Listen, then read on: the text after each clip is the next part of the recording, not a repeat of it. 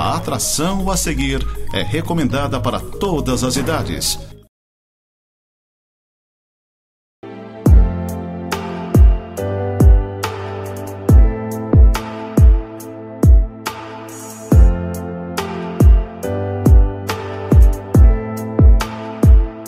Oi gente, tudo bem? Que Deus abençoe você, que Deus abençoe a sua casa, a sua família. Gostaria de estar meditando com vocês num texto do Evangelho de Lucas, capítulo 5. Esse capítulo 5 de Lucas, ele fala sobre a pesca maravilhosa. Foi quando o Senhor Jesus, ele vocacionou, chamou os seus discípulos para andarem com ele. E eu entendo que uma das coisas mais lindas da caminhada cristã é justamente esse chamado para andar com o Senhor, esse chamado para fazer a diferença nesse mundo, esse chamado seja para ser discípulo. Eu sempre prego na igreja que nós temos três chamados. Nós temos o chamado para sermos filhos, nós temos o chamado para sermos santos e nós temos o chamado para o ministério, o chamado para a obra. Os dois primeiros, são para todos, vamos dizer assim, chamado para ser filho, chamado para ser santo, e o chamado para o ministério já é uma coisa um pouco mais afunilada, uma coisa mais complexa, depende de algumas qualidades, de algumas habilidades, essencialmente depende do chamado. Há poucos dias eu tive o prazer e o privilégio de investir no cargo de pastores auxiliares, o pastor Cláudio e a pastora Lucy. Quero aqui externar a minha gratidão, a minha alegria pela vida do pastor Alex Oliveira de Souza, pastor da Igreja do Nazareno de Correia Pinto. O pastor Cláudio e a pastora Lucy serviram durante anos naquela igreja e aprove ao Senhor designá-los para Lages. E foi uma alegria poder fazer a sua investidura, e naquela ocasião eu justamente falei sobre essa questão do chamado. O chamado é de Deus, o chamado é do Senhor, o chamado é dele, é uma prerrogativa do Senhor. A capacitação, vamos dizer assim, a formação, ela é humana, é da pessoa. É a pessoa que tem que correr atrás da sua capacitação, de fazer uma faculdade, de se preparar essencialmente para o ministério. A formação, ela é humana. O chamado é do Senhor, é Deus quem chama e investe, vamos dizer assim, Ele que derrama o óleo, Ele que derrama a unção, mas a formação, ela é essencialmente nossa, vamos dizer assim. Nesse texto, nós temos aqui a informação de que Jesus, ele estava cercado de uma multidão, estava cercado de pessoas. Estou falando aqui de Lucas capítulo 5, e é muito interessante a gente olhar isso para a Bíblia. Jesus estava sempre cercado de pessoas, a sua presença era agradável, ele era uma pessoa agradável, uma pessoa querida, as pessoas gostavam de estar ao lado e ao redor de Jesus. Ele era uma pessoa acolhedora, não era uma pessoa que impunha fardos, não era uma pessoa que tinha sempre acusação nos lábios, mas era alguém que estava ali disposto a curar, restaurar, libertar, dar o pão, dar esperança, dar vida nova. As pessoas amavam estar ao redor de Jesus. E aconteceu que estavam ali para ouvir a palavra, diz o texto, e ele estava junto ao lago de Genezaré, o mar da Galileia. Estava ali, naquela prainha, naquele lago, naquele mar. Estava ali pronto para ensinar aquela multidão. Na verdade, Jesus nunca pregou um sermão, ele nunca fez uma pregação. A mensagem de Jesus, ela sempre foi chamada de ensino. Jesus ensinava as pessoas. Havia 2 barcos, diz o versículo 2, junto à praia, mas os pescadores, havendo desembarcado, lavavam as redes. Eu acho que isso é uma tarefa bem complicada, uma tarefa complexa. Você trabalhar a noite inteira, nada apanhar, e ainda ter que arrumar, vamos dizer assim, a tralha de pesca. Para quem gosta de pescar sabe do que eu estou falando, o equipamento ele tem que estar 100%, tem que estar bem preparado. As redes sendo lavadas, isso é uma parábola também para as nossas vidas. Se nós quisermos ser instrumentos úteis nas mãos do Senhor, nós precisamos estar limpos, nós precisamos estar prontos, preparados. Eles lavavam as redes. Diz o versículo 3 que Jesus entrou em um dos barcos, que era o de Simão Pedro, entra em um dos barcos. Havia 2, entrou em um, que era o de Simão. O que acontece naquele momento? Jesus pega aquele instrumento de trabalho, ou aquele lugar de trabalho, e ele transforma em púlpito, em lugar de pregação, em lugar de ensino. em lugar de compartilhar as boas novas da salvação, a mensagem da salvação. O barco de Pedro foi usado como lugar de transformação de vidas. Presta atenção nesse detalhe, que isso é muito importante. O meu lugar de trabalho, o seu lugar de trabalho, ele pode ser um lugar de transformação. Ele não precisa ser aquele lugar massacrante, aquele lugar onde a gente só sua, se desgasta, corre, se afadiga, mas pode ser também um lugar de esperança. O nosso lugar de trabalho, ele pode ser um lugar onde as boas novas do Senhor Jesus são compartilhadas, onde elas são pregadas, onde pessoas podem entrar e podem ser restauradas. O barco de Pedro foi usado como um instrumento de transformação de pessoas. Então, pediu que o afastasse um pouco da praia e, assentando-se, ensinava do barco as multidões. O versículo 3 conclui. Jesus, como Senhor, como Criador de todas as coisas, como conhecedor de toda a ciência, usa naquele momento as águas do mar como elemento condutor de voz. Ele se retira, fica distante da multidão, não é apertado, e ele pode então ter uma visão ampla, e dali ele começa a pregar, ensinar, compartilhar as boas novas, usando as águas como aquele elemento que conduz a voz. Todos podiam ouvi-lo atentamente, ouvir a sua pregação, ouvir o seu ensino, um ensino transformador. Versículo 4 diz que quando Jesus acabou de falar, disse a Simão: faze-te ao largo e lançai as vossas redes para pescar. Veja bem, os discípulos haviam trabalhado a noite inteira, nada apanharam, estavam cansados, estavam exaustos, lavando as redes. Jesus chega, pede o barco emprestado e, depois de ensinar não sei por quanto tempo, ele pede que afastem o barco da praia e pesquem. E diz o versículo 5 que Simão Pedro respondeu: mestre, havendo trabalhado a noite inteira, nada apanhamos, mas sobre a tua palavra lançarei as redes. O que Pedro estava dizendo é: Senhor, nós somos pescadores, nós entendemos desse ofício, nós entendemos de pesca. É à noite que se pesca, não é durante o dia. Mas, e eu gosto desse mas, eu gosto dos detalhes da Bíblia, mas se o Senhor está falando, se o Senhor está dizendo, mas sobre a tua palavra lançarei as redes. Mas é como se Pedro naquele momento abrisse uma brecha, abrisse um espaço para o milagre. Presta atenção. Muitas vezes nós somos tão céticos, tão descrentes, tão argumentativos em relação àquilo que nós conhecemos, ao nosso ofício, e argumentamos dessa maneira. Mas a palavra do Senhor, ela é a garantia de vitória, ela é a garantia de que um milagre pode acontecer. E nós precisamos abrir esse espaço. Tudo que o Senhor precisa é de um espaço, de uma brecha, onde ele possa entrar com o seu milagre, com a sua provisão. E Pedro, ele diz: mas eu vou fazer, Senhor. Se o Senhor está dizendo, eu vou agir dessa maneira. Eu sei que não se pesca de manhã, eu sei que não é momento de pesca, mas eu vou obedecer, eu vou dar vazão à palavra que o Senhor está liberando sobre a minha vida.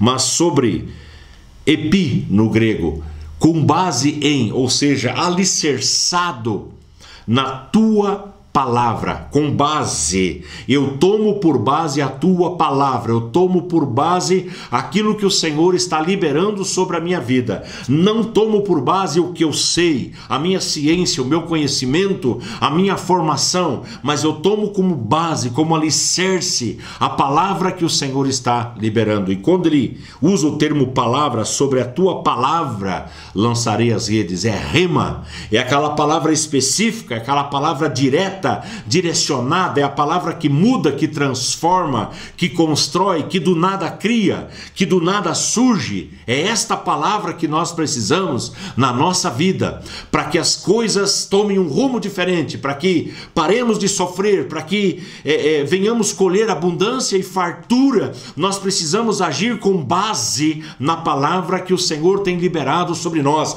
agir na proporção da fé, agir na proporção daquilo que o Senhor tem liberado sobre as nossas vidas. Querido, querida, não se fie, não confie, não haja estribado no teu próprio entendimento, mas neste momento abra o espaço para o milagre de Deus na sua vida, para o milagre do Senhor. Ele tem uma palavra direcionada ao seu coração, uma palavra direcionada à sua vida neste exato momento, que pode transformar toda a tua história.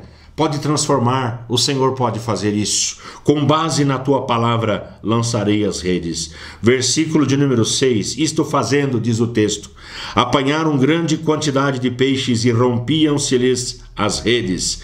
Versículo 7, então fizeram sinais aos companheiros do outro barco, para que fossem ajudá-los, e foram e encheram ambos os barcos ao ponto de quase irem a pique. Eu acho linda essa descrição, eu acho fantástica essa palavra. Jesus liberou a palavra, eles agiram consoante a palavra do mestre, eles agiram na proporção da palavra liberada. Foram, lançaram as redes.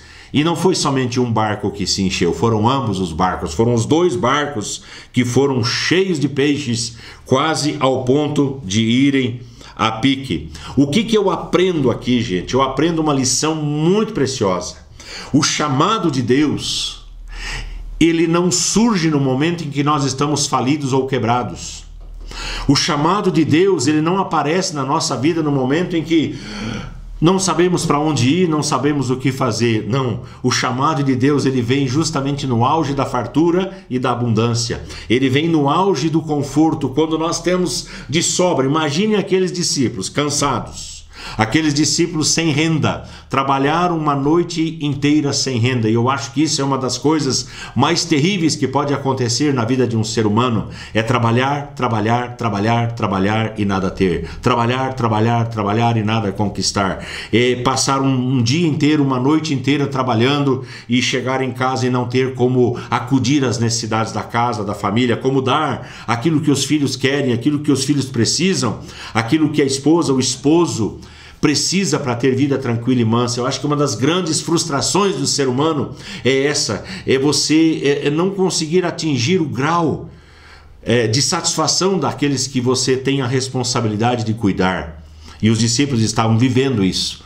Imagina Pedro chegar em casa. Pedro, a Bíblia diz que ele tinha uma sogra, provavelmente tinha uma esposa, tinha família, ter que chegar agora e dizer, olha, trabalhamos a noite inteira e infelizmente não deu nada, não conseguimos nada. E agora eles estão lá com os dois barcos cheios de peixe. E aí Jesus diz, olha só o que ele fala, versículo 8, versículo 10. Não temas, doravante serás pescador de homens. Jesus diz para eles, ó, seguinte, deixa os barcos, larguem tudo que vocês pegaram. Mas como, Senhor? Agora que a gente está com a nossa sociedade, né? Eles eram sócios, o versículo 10 fala, agora que a gente está no auge da nossa sociedade, no auge da abundância e da fartura, o Senhor vem e diz, ó, larga tudo e vem e seja pescador de pessoas, seja pescador de gente. Então eu aprendo que o chamado de Deus, ele chega não no momento em que a gente está quebrado. Algumas pessoas acham assim, não, já que eu lembro uma vez uma entrevista que nós fizemos a um candidato ao pastorado, e ele disse, olha, eu tentei ser isso, não deu certo, eu tentei ser aquilo, não deu certo, eu tentei ser isso e não deu certo, então eu achei que eu devia ser pastor. E nós reprovamos ele, claro que reprovamos. Por quê? Porque o chamado para o pastorado é uma nobreza. O apóstolo Paulo, escrevendo ao seu discípulo Timóteo, capítulo 3, primeiro livro de Timóteo, versículo 1, ele diz que quem almeja ao episcopado, excelente obra almeja. Alegria, a maior alegria de um pai é ver o seu filho sendo chamado e sendo vocacionado para o ministério.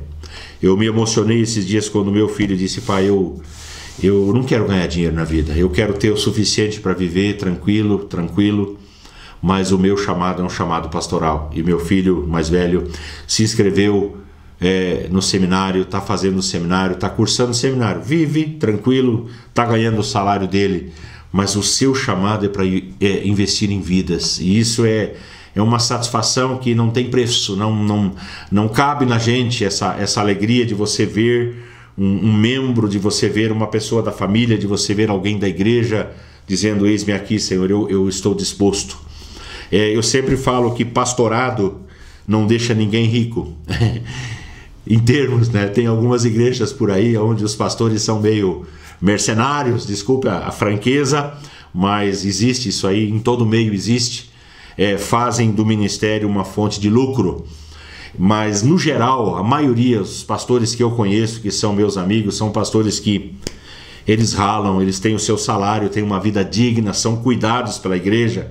E eu sempre falo que é algo que não tem palavras, indescritível, você viver de um dinheiro que é santo, de dízimos e ofertas que os irmãos consagram na casa do Senhor. Dali você tem o seu salário, a igreja te cuida. Eu prefiro ver dessa maneira, eu estou sendo cuidado por uma igreja para que eu possa ministrar de tempo integral. Isso é algo maravilhoso. Mas em termos gerais, pastorado não deixa ninguém rico.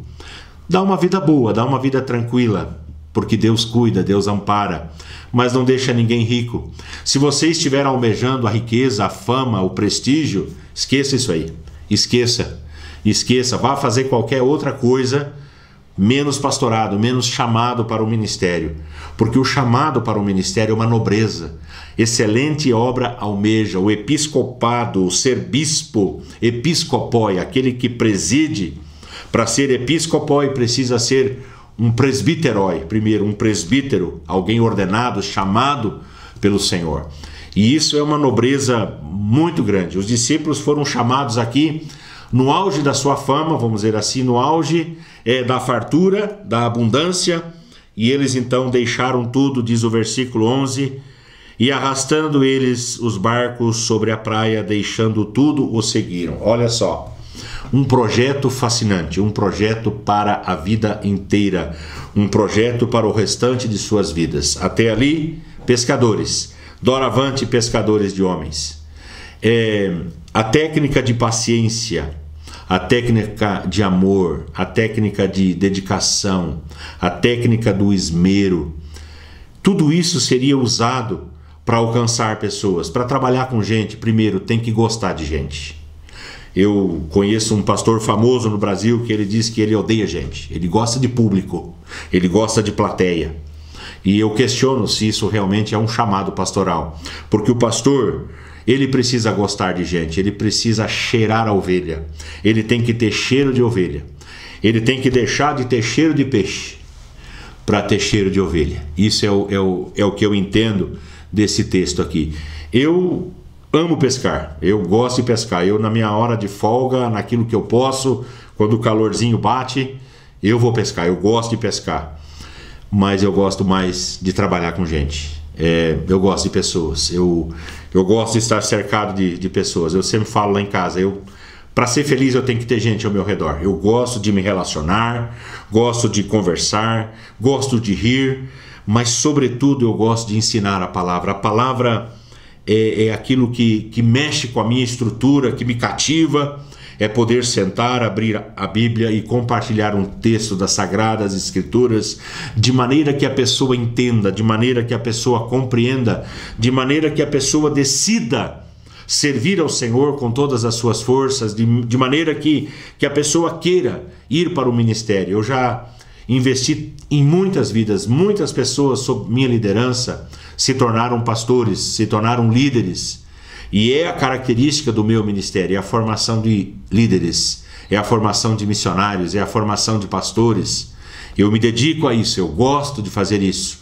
Eu trabalho literatura, eu escrevo, eu preparo material para que esses líderes sejam formados à altura. Eu entendo, e eu quero repetir aqui, que o chamado, ele é de Deus, o chamado é do Senhor, é sua prerrogativa, é algo inalienável do Senhor. É Ele quem faz, Ele chama, Ele conhece as pessoas que chama. Deus não se engana, Deus não se enganou quando chamou você, Deus não se enganou quando Ele me chamou. As pessoas olham para nós e falam, sim, mas você fazia isso, você caminhava para isso, você fazia tanta coisa errada, e agora você está no ministério, agora está dando uma de santarrão, está dando uma de santinho? Não estou dando uma de santinho e nem você também está dando uma de santinho. Nós só entendemos que quando nós estamos posicionados em Cristo, nós fomos revestidos e fomos tornados novas criaturas, de sorte que o passado se tornou passado, apagado, perdoado pelo sangue de Jesus, e ele faz novas todas as coisas. Pedro não podia nem imaginar onde ele terminaria a sua vida, da maneira como terminaria quando Jesus chegou e disse: vinde, venham após mim, eu vos farei pescadores de homens. Pedro foi lapidado. Eu escrevi um livro sobre isso, Lapidados por Deus. Pedro foi lapidado pelo Senhor, ele foi trabalhado. Era uma pedra bruta que foi sendo entalhada, que foi sendo lapidada até se tornar uma pedra de alto valor nas mãos do Senhor. Pedro negou Jesus, chorou amargamente por tê-lo negado, mas ali naquele choro amargo houve a restauração de Pedro. Nessa mesma praia do Mar da Galileia, Pedro um dia decidiu voltar à velha vida. Ele disse: olha gente, eu vou pescar. Jesus tinha morrido, tinha acabado de ressuscitar, mas eles ainda não tinham presenciado isso. E Pedro disse: olha, eu vou voltar a pescar, o que eu sei fazer. E Jesus vem naquela praia e ele prepara um fogo e ele põe ali alguns peixes sobre aquelas brasas e tem pão. E eles olham dos barcos e falam: sim, mas é o Senhor que está ali. Pedro então, despido, pula na água, vem ao encontro de Jesus. Jesus pergunta para ele: Pedro, você me ama, tu me amas? 3 vezes, trabalha os seus questionamentos, trabalha essa tensão de voltar à velha vida. E diz para ele: olha, apacenta as minhas ovelhas, cuida dos meus cordeiros. Jesus deu-lhe ministério, e Pedro, no ano de 64, ele morre crucificado de cabeça para baixo, porque ele disse: olha, eu não sou digno de morrer como o meu mestre morreu. E os seus algozes então zombeteiramente o crucificam de cabeça para baixo. Ele morreu glorificando o seu Cristo. Começou como um pescador, nada contra ser pescador, mas ele começou como um pescador e terminou como um ganhador de almas, um ganhador de vidas. É isso que Deus fez comigo e é isso que Deus faz com você. Se você puder fechar os seus olhos, nós vamos orar ao Senhor. Pai amado, eu quero agradecer pelo teu chamado. Quero agradecer porque o Senhor um dia nos chamou para sermos teus filhos. Quero te agradecer porque um dia o Senhor nos chamou para sermos santos. E quero te agradecer pelo teu chamado para a obra, pelo teu chamado para o ministério. Agradeço porque nesse momento o Senhor está mexendo nas estruturas de muita gente.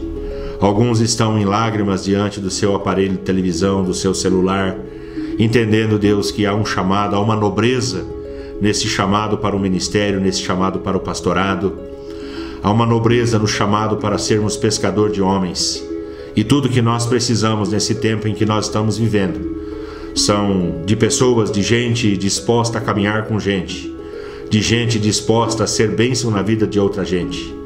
Eu oro, Deus, para que o teu Espírito ele use essa palavra que eu liberei para mexer com as estruturas, como eu disse, de cada pessoa que tem recebido esta palavra, Senhor.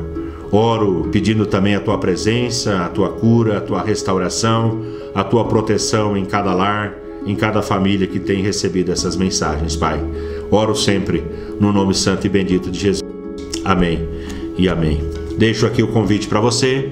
Se você quiser nos conhecer, quiser nos visitar, a Casa do Pai, Igreja do Nazareno, Rua Mário Ribeiro Ramos, 253, bairro São Cristóvão, aqui na cidade de Lages. Você que é de uma outra cidade, procure uma igreja. Procure um pastor para chamar de seu, alguns irmãos que você possa chamar de seus, algum lugar onde você possa congregar, ser alimentado, ser desafiado a ser bênção. E não esqueça, Deus chamou você. Deus te abençoe. Fique na paz. Rei do meu coração, seja o monte que percorro, a fonte que eu bebo és minha canção.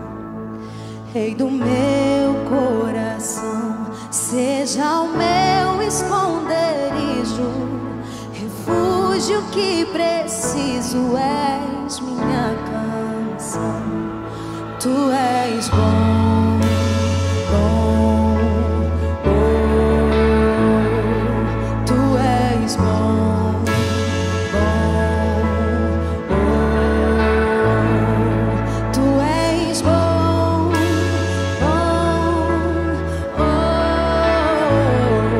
tu és bom, bom.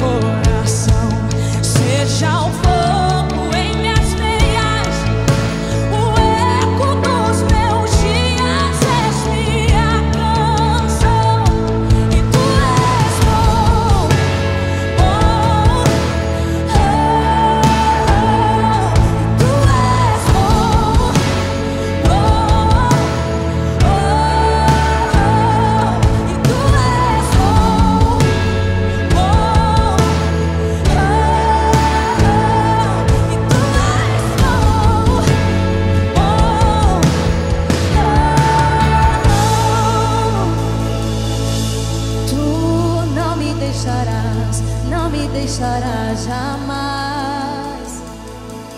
Tu não me deixarás, não me deixarás jamais. Tu não me deixarás, não me deixarás jamais. Tu não me deixarás, não me deixarás jamais.